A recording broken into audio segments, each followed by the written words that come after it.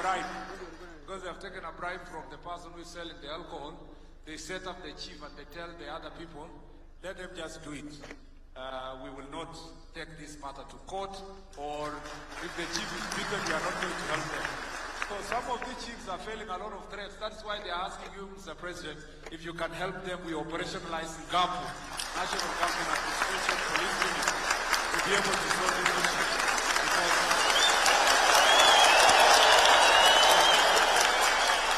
that, Mr. President, is a big issue they are facing.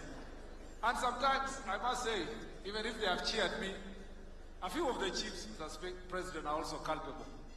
Some of the fights they had with the OCSs is because they are fighting over who will collect the bribe.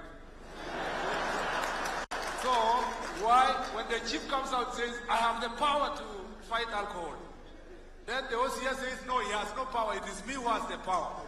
And the only reason is because they want to know who will be bribed by the people who are selling this alcohol.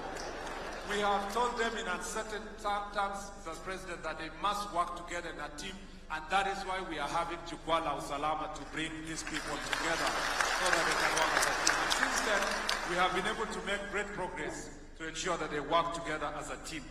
Mr. President, drugs and drug abuse remains a big challenge, and we are expecting from you, and I believe you give us guidance today, how best we can upscale the fight against the drugs to save the future generation and to save our children, Mr. President, from those who are profiteering by making sure that they destroy the lives of the young people. The other issue, Mr. President, we still face is the question of goons and gangs. Mr. President, goons and gangs are a threat to our security as a nation. We have very resilient gangs that operate around the country, and they have very interesting names. Some of them are called Watizedi, Gine Confirm, Ingine wanaitwa Gaza, zingine wanasema 42 Brothers, zingine wanasema Panga Boys, MRC, Mungiki, Sungusungu, Chingororo.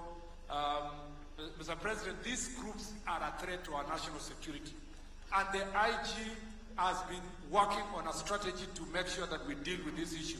The President, it is made complicated by politicians who go hire goons for their political gain. In some parts of this country, Mr. President, there is no funeral that happens without goons fighting from one politician to the other, making lives completely difficult for these chiefs and assistant chiefs and the OCSs in law enforcement. With your guidance, Your Excellency, this is an area we want to deal with decisively, without fear or favor, and we must deal with everybody, whether they are in government, they are in opposition. We are not going to spare anyone because we want to save our nation, Mr. President. The other issue, Mr. President, we believe will get your guidance today is sexual and gender-based violence. It's a big issue in our country, especially defilement. In fact, in the western region, the places of western counties, places of Nyanza, especially Kisii, Migori, and then Bomet County, Mr. President, those are the areas we are recording high cases of defilement. And some of these cases involve the people who are supposed to protect these young children. These are places also we are having gender-based violence, fights, beatings, and wife beatings, and husband beatings. Mr. President, this is also an issue that we expect your guidance, and we are